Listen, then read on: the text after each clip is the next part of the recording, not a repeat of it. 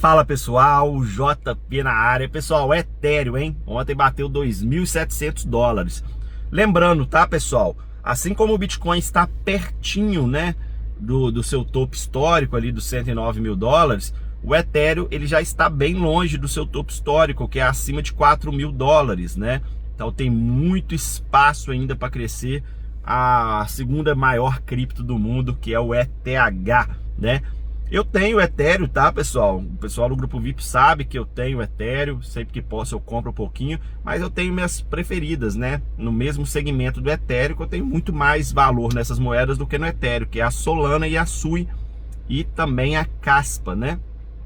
Solana, Sui e Caspa eu acho muito superior ao Ethereum em relação à rede e velocidade e escalabilidade, tá? Vem pro grupo VIP, vem investir da maneira certa, chama aí no privado. Um grande abraço, fui!